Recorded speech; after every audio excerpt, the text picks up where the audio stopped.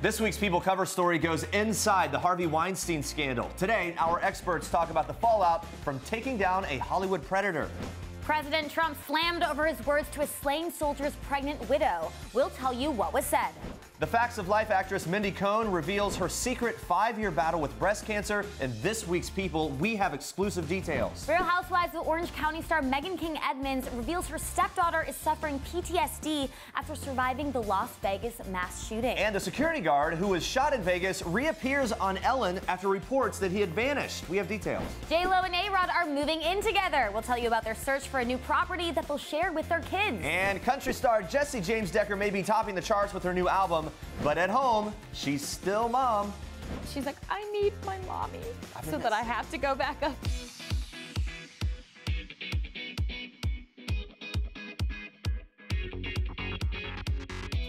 Good morning, Facebook Live and People.com. It's Wednesday, halfway through the week already. What better way to celebrate than with the news that JLo and A-Rod are officially moving in together? I know it's making my week so much better. In honor of these lovebirds taking the next big step, we want to know, what is your biggest roommate pet peeve? Oh my gosh, this is a hot topic. It's our Facebook question of the day. Let us know your comments in the section below. We'll get to your answers soon, live right here on the show. But first, here's what you need to know and what's trending today.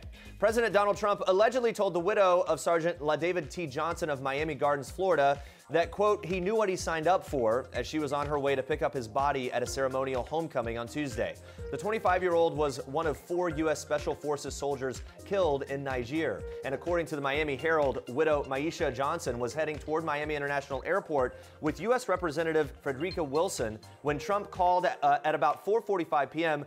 just before the soldier's body arrived. Wilson, who overheard the call on speakerphone, tells the Herald that Trump's call lasted only 5 minutes, but left an impact with these words: he knew what he signed up for, but when it happens, it hurts anyway. That was her quote from the conversation, and she goes on to say, you don't say that to someone who lost family, the father, the breadwinner. You can say, I'm so sorry for your loss. He's a hero.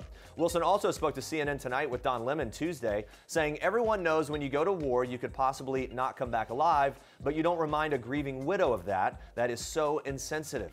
Johnson's widow is pregnant with the couple's 3rd child, which is due in January. They share a 2-year-old son and a 6-year-old daughter. Just minutes after the call, the family were on the tarmac as the husband and father's body arrived home.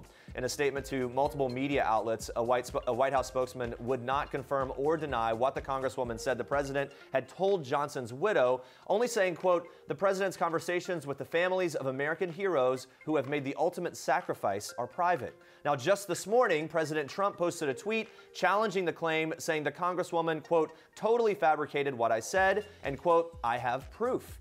Meanwhile, many Twitter users started firing back with outraged tweets after the news broke of Trump's alleged response to the widow. Television host Montel Williams writing, there's a special place in hell for people like Donald Trump who disrespect the widow of a fallen hero. And Chelsea Clinton paid tribute to the fallen soldier, sharing a GoFundMe page created to help pay for his children's education. She tweeted, Mrs. Johnson, I cannot begin to imagine your loss. Your family and all who mourn Sergeant Johnson are in my prayers and those of countless Americans. You guys stay on People.com for updates on this story. Now we move on to this. Jesus Campos, the Las Vegas security guard who was wounded while trying to stop shooter Stephen Paddock at the Mandalay Bay Resort and Casino, has broken his silence on the Ellen DeGeneres show after many had expressed concern over his whereabouts. On Tuesday, DeGeneres tweeted a photo of Campos saying he sat down with her for a pre-taped interview that will air today. In the photo, Campos holds a cane while sitting next to Mandalay Bay building engineer Stephen Shook. The two were the first people to encounter the shooter on the day of the massacre. But according to the Los Angeles Times, Campos vanished from the public eye on Friday after canceling a series of interviews with major networks like Fox News, CNN, ABC, CBS, and NBC. David Hickey, the president of the Security, Police, and Fire Professionals of America Union, told the Times that he hadn't seen or heard from Campos in 4 days, adding that Campos was also supposed to attend a meeting with MGM representatives, but disappeared from the waiting room shortly before Hickey walked out to get him. The company that owns the Mandalay Bay Resort and Casino told the Times in a statement Tuesday that Campos, quote, wants to tell his story at a time and place of his choosing. The statement went on to say, quote, he's asked that everyone respect his request for privacy. "We could not be more proud of Jesus." Campos was hailed a hero after he reportedly sprang to action the night of the Las Vegas shooting, approaching Paddock's hotel room where he fired his gun on the crowd. Now, Paddock saw Campos coming through the cameras that he had rigged in the hallway. When Campos got to the room, Paddock fired through the door, hitting him in the leg. Campos then used his radio to raise the alarm. Now, meanwhile, Shook was checking the hotel doors when he also came under fire, but was able to dive out of the way thanks to, he says, Campos yelling at him to take cover. Check your local listings to tune in for that interview on the Ellen DeGeneres Show today. Meghan King Edmonds says her stepdaughter, Haley, is suffering PTSD after surviving the Las Vegas mass shooting. The Real Housewives of Orange County star, who's married to Haley's father, Jim Edmonds, gave an update on her stepdaughter's well-being, telling Entertainment Tonight she's not good. As you can imagine, she has some PTSD, and I think probably everybody who was there does. It's the deadliest mass shooting in American history. It's horrible. She was so lucky to come out totally unscathed physically, but the emotional and mental healing process will go on for years and years. Meghan went on to describe Haley's brave escape from the massacre, which left 58 people dead and over 500 wounded. She shared, "We're just so thankful that she just ran. She just ran and ran and ran and didn't stop running. Her roommate actually grabbed her and was like, 'No, let's go,' because Haley wanted to lay down. But her roommate was like, 'No, we've got to keep going.'" According to Meghan, Haley has sought out group therapy to recover from the ordeal and is, quote, "trucking ahead in life and moving on." One day after the horrific attack, which has been described as the deadliest mass shooting in modern U.S. history, Haley posted a chilling Instagram from the night of the massacre. She wrote, "These pictures were taken 6 minutes before the shooting started. I am so unbelievably saddened by this event. You truly never understand until it happens to you and the people that you love. I have no words for how traumatizing this experience was for me, my friends, and my family. I'll never forget this night, unfortunately, but I'm so thankful how lucky and fortunate we were to have made it out of there." Well, we're also very happy that Haley is safe, and continued thoughts and prayers for all those affected by that Las Vegas tragedy. Now on to this. Harvey Weinstein, a man known in Hollywood as one of the most powerful and influential producers, has obviously been at the center of this sexual assault and harassment scandal. Now, this week's People cover story is breaking down the movie mogul's horrifying fall from grace and shedding light on the brave women, from superstars to assistants, who have spoken out and shared their stories of abuse by the famed producer. In a special People Now panel discussion, People editors reveal just what type of man Weinstein really is. Watch this. I certainly can't imagine anybody being in the orbit of Harvey Weinstein, not necessarily knowing specific allegations, but he was aggressive on all kinds of levels. He was a person who was notorious for his behavior long before these allegations surfaced, these specific allegations. So I think at the outset, when people were talking about, well, this is something I've never seen, or this particular kind of behavior is something I didn't know about, this is kind of behavior that was whispered about, talked about, even joked about on 30 Rock for years and years. Yeah, right. Yeah. So it's a little disingenuous to not know, obviously, that he wasn't the nicest person in the world. Sure. At the very least, I think what you're speaking to is that he was a guy who was difficult to get along with. If you were in his way, you wanted to get out of the way as quickly as possible. Yeah. Stay tuned, because we're showing you more of what they shared in just a little bit. But first, this. Beloved Facts of Life star Mindy Cohn is opening up exclusively to People about her 5-year battle with breast cancer and the people in her life who helped her fight back. Cohn, best known for playing Natalie Green in the 80s sitcom, says everything changed in 2012 when she was hit with a wave of exhaustion while walking down the street in LA. Together with her good friend, actress Helen Hunt, Cohn went straight to the doctor and found out soon afterward that she had breast cancer. She kept her condition on a secret while going through treatment, but now Cohn is ready to open up about that experience, revealing exclusively to People, quote, "I've always been an optimist, but the cancer metastasized. It kept spreading and coming back. I kept waiting for the other shoe to drop, and then it would. I was frustrated and enraged. I couldn't control any of this. I couldn't fix it." Cohn says she followed her doctor's advice to start with a lumpectomy, the most minimally invasive option. But by 2015, when the cancer spread to her lymph nodes, Cohn made a big decision to undergo a radical double mastectomy. She had been steadily doing voiceover work in the years following the Facts of Life, but after the mastectomy, she says, quote, "That was the big one. I had to stop working for at least a year. I just dropped off the face of the earth. I needed to be away and get better. And get better she did, but not where you might expect. Cohn retreated from Los Angeles to the upstate New York farm of her friends Josh Kilmer-Purcell and Dr. Brent Ridge, lifestyle gurus and reality TV stars better known as the fabulous Beekman Boys. She spent her days of recovery, quote, feeding 113 goats, feeding chickens, shoveling poop, and working in the garden. Cohn says she felt a real change while living this slower-paced lifestyle, admitting she could feel herself growing stronger and more peaceful every day. Now, meanwhile, Cohn's supportive friends quickly noticed her absence from Hollywood and reached out wanting to help, including her Facts of Life co-star Kim Fields, who was one of the first to call Cohn, even literally knocking on her door at one point to see how she could help. The entire experience was a lesson in humility for Cohn, who says, quote, I needed to be vulnerable. I had to learn that asking for help is not me being weak, it's actually beautiful. So with her cancer now in remission and a clean bill of health, what is next for Cohn? Well, resuming her career, she says, and a well-deserved vacation to South America with Ridge and Kilmer-Purcell, who helped her so much while she was sick. She says there's finally light at the end of the tunnel, and of course, we all wish her the best as well. Well, guys, Anna Faris is opening up about life, love, and the, quote, crazy timing of her new book, Unqualified. The 40-year-old actress who announced her split from husband Chris Pratt back in August says she wanted to share her real-life journey with fans, telling people, I didn't want a book that would present my life as idyllic. And then everything that's happened helps reinforce that. I wanted to share all the ways that I am unqualified for much of what I do, and the best I can manage is to throw my hands in the air and say, I don't know what I'm talking about. And then life threw me a curveball and I realized, oh wow, I really don't know what I'm talking about. Just before Unqualified's publication, Faris changed the book so that many references to her 8-year marriage with Pratt are discussed in the past tense. Although the actress admits it was tough to go back and relive those intimate moments, she reveals she's now happy to speak her truth. She says, in the end, I'm glad that I could frame it with a lot of truth and love and support. We'll always have each other, and we have the most amazing little boy together. We truly adore and love each other, and I think it still comes through.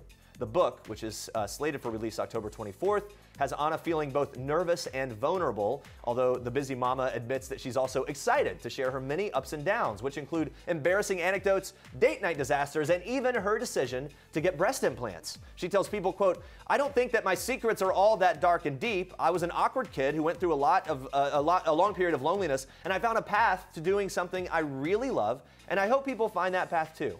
Things got a lot better for me.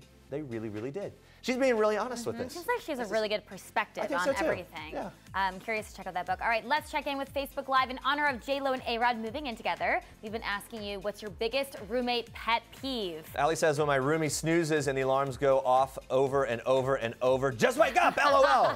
That is annoying. Lauren says, biggest roommate pet peeve, someone else's hair in the shower drain. Yuck. Or on the wall. I don't know. That doesn't really bother me that much. No, She's nodding. It bothers me. Okay, yeah, right? Come on, clean it off. How does it even get up there? Keep the Facebook comments coming in. We'll check in with you again soon. But first, Andrea, more for us in Star Trek. Yes, Jeremy. So we mentioned that JLo and A-Rod are moving in together. So we're kicking off Star Trek today with some more inside info on our favorite couple. Since Jennifer Lopez and Alex Rodriguez started dating in February, they have shown no signs of slowing down.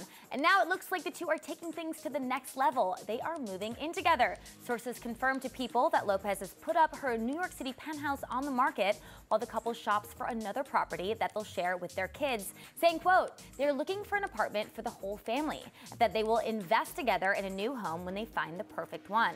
Rodriguez has 2 daughters, Natasha, who's 12, and Ella, who's 9, while Lopez shares 9-year-old twins Max and Emmy with ex-husband Mark Anthony. People caught up with Rodriguez at his True Fusion gym in Las Vegas, where he shared some sweet behind-the-scenes details about his daughter's relationship with Lopez. Take a look. I am shocked at everything about Jennifer Lopez. I mean, she is such a great role model. And I have 2 daughters, and they look at her like she's, you know, the Messiah or something. When they're in Las Vegas, I don't think they leave Jennifer's side.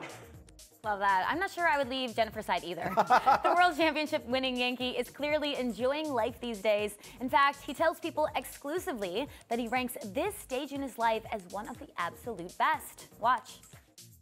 And I think is right now I'm having the best time because I have the freedom and the liberty to go out and be a full-time dad, run my business, A-Rod Corp, and I get to kind of do a lot of fun things with Jennifer, and I've learned a great deal from one of the most amazing women I've ever met.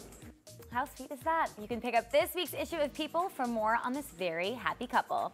And moving on to another very happy couple, 30-year-old Miles Teller is used to pulling out all the stops for longtime girlfriend Kaylee Sperry, so it's really no surprise that the actor popped the question during a romantic African safari. After showing Sperry a note that read the date of their first official day as a couple, Teller dropped to one knee with tears in his eyes, saying, "This was the first day that I asked you to be my girlfriend, and today was the last day you woke up as my girlfriend." It's an image Sperry can't quite get out of her head, telling People he really thought about every detail and was so nervous. It was perfect. The couple, who first met at a 2013 Grammy after-party, recently moved into a new home with their French bulldog and are currently in the early stages of wedding planning. Sperry tells People the duo is looking to have a small and intimate ceremony, although when it comes to starting a family, Teller can't wait to explore that next chapter, saying, "As you get older, hopefully you find somebody in your life that you can put before you. It's nice to let that person know, I can go without all this other stuff, but I can't go without you." Very cute. Can't wait for Miles and Kaylee to officially tie the knot. Stay on People.com for all the wedding updates. And those are your Star Tracks for today. Stay with us, guys. Country music star Jessie James Decker reveals how she keeps the spark alive with hubby Eric Decker. Plus, People editors are breaking down the sexual harassment allegations surrounding Harvey Weinstein and how his fall from grace has the power to change the status quo. Stick around for that. This is King Cutie in People. His Royal Highness Prince George Alexander Louis of Cambridge. These are George's parents, George's home, his Nana, the Queen, and his staff of 644 Englishmen. This is George's dog Lupo, who inspired his favorite book, The Adventures of the Royal Dog Lupo, one George will share now that he's a big brother. People. The details make the story. Don't miss this week's People.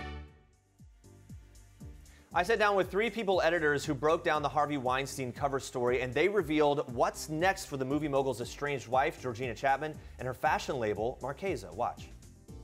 Another part where fallout is being seen is with his family. Look, Janine, his wife, Georgina Chapman, has left him. She's the co-founder of the celebrity-loved fashion label Marchesa. How's the scandal going to affect that famous brand, the family? Are they in trouble there? How's that going to play out? Yeah, that was a big question even before she issued her statement announcing that she was leaving him. Like, how is this going to affect that? And it was something that was kind of intertwined all along. A lot of the stars that he worked with and these gorgeous actresses were wearing Marchesa dresses, and he kind of liaison in that world as well. So you can see it having a very big fallout with that company. And JD, I guess a lot of questions now for what is in the future for his for her and his children. What do we think that might look like as they move forward? How can they move forward? Well, listen, I mean, I can't imagine what it's like to be in the center of this story. Clearly, she is putting as much distance as she can between herself and him at this moment.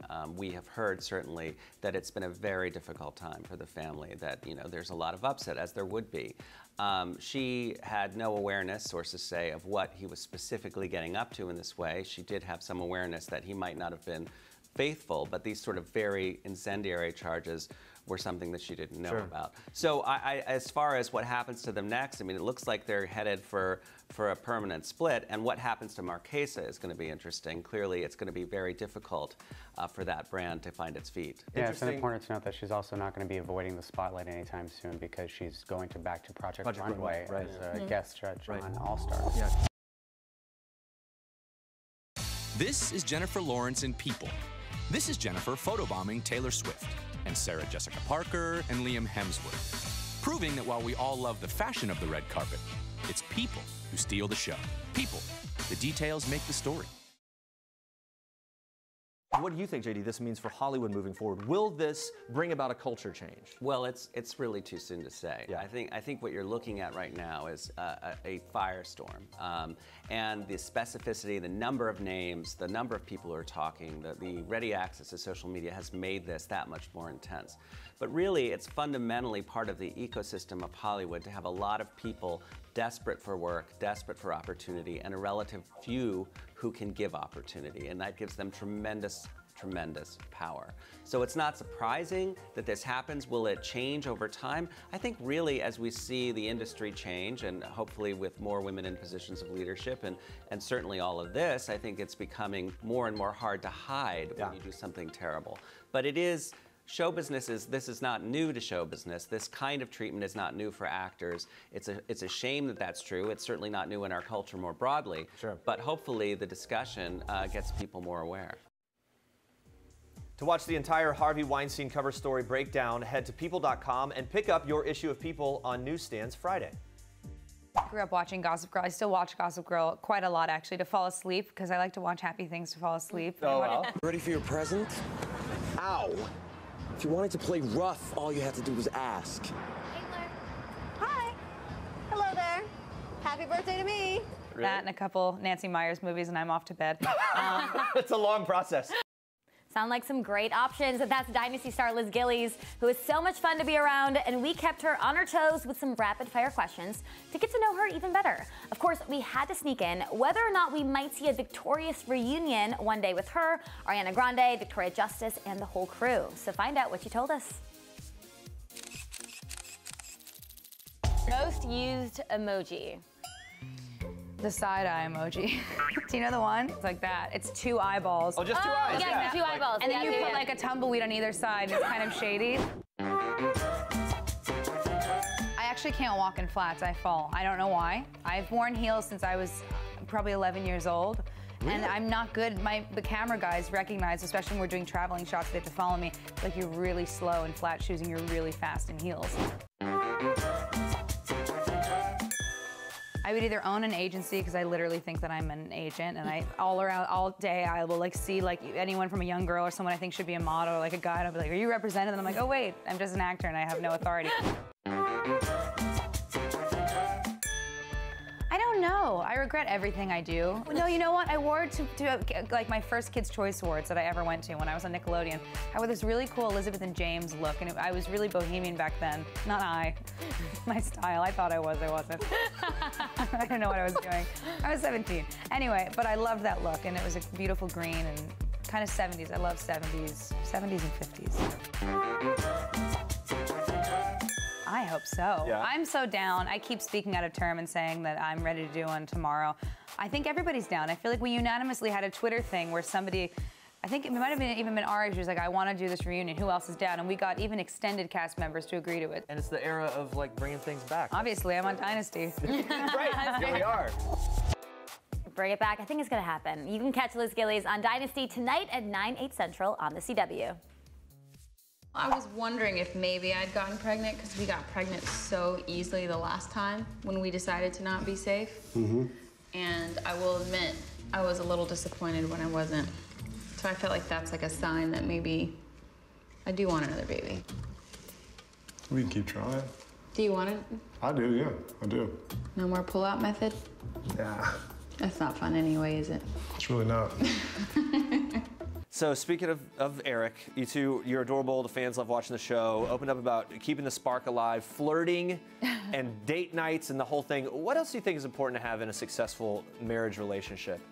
I think just having conversation, because I know what it's like in our house. Vivi doesn't let anyone get a word in. So she talks over us the whole time, even if he comes home and we're trying to have a conversation. Right. She talks over, because she just wants to be heard. Like, she wants her daddy's attention too. Especially if he hasn't been around, like that day he comes home all and day, like, so yeah. And I want to talk to him too. And sometimes I'll be like, Mommy wants to talk to Daddy just right now. So I think what's really important is once they go to bed, try your hardest, even though I know everyone's exhausted at that point. He and I always try to do, like, we'll look at each other and go, Epsom salt bath. Because, you know, we're both just injured from everything we're doing. And we'll just take a bath together. Even if I don't get in the bath with him or vice versa, we have a chair right next to the bathtub, and we'll just sit there and just, phones away, everything is away, and we'll just talk to each other, even if it's 15 minutes. You guys also are pranksters, as we found out. Yeah. Most epic prank. I used to have this like lime green serum that I'd put on my face. Okay.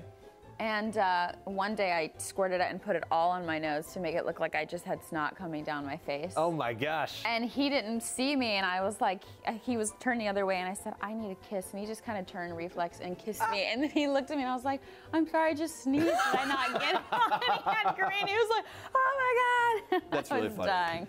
Yep, taking notes for the next epic prank I pull on my wife. From mommyhood to country music, Jessie James Decker is one busy woman, and we get to watch it all unfold on her reality show, Eric and Jessie. The hit series, which is our Toyota People Pick of the Day, went on a bit of a hiatus before returning this year. So what is it like coming back to the show 3 years later with two very active kids? Check out what she told me.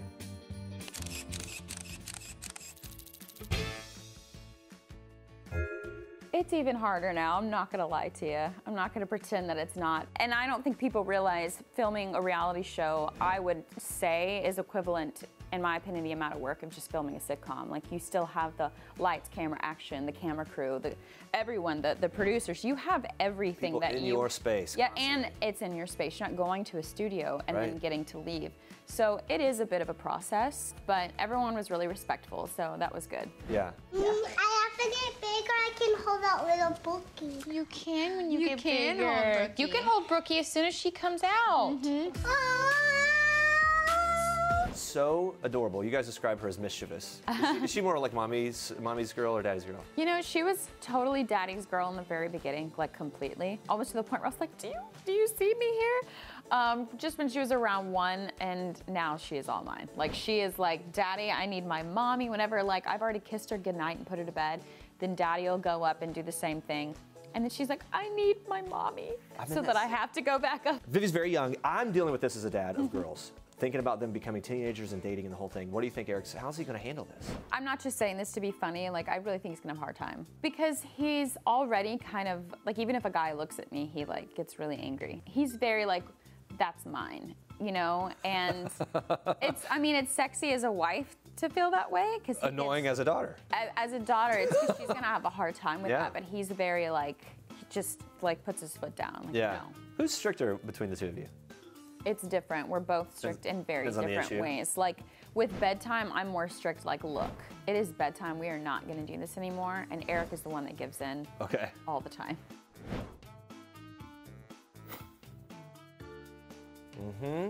Yeah, things unfolding for them. We can watch it all on their E-show. I love it. All right, let's check in with Facebook Live one last time. Of course, we're all very happy that JLo and A-Rod are officially moving in together. Made my week. Woo! So we've been asking you guys, what's your biggest roommate pet peeve? Because this is where it all comes out. Ugh, can't live together. It's true. Shay says, taking my food. And then Allie says, confession, I one time ate my roommate's feta cheese and woke up to a long text message in the group text. I did confess and purchased some more feta. Yeah, well, Hashtag who took the cheese. Some people get really upset about that. Yeah, and I want to come back to it. But Samantha says, biggest pet peeve when roomies leave their dirty dishes in the sink.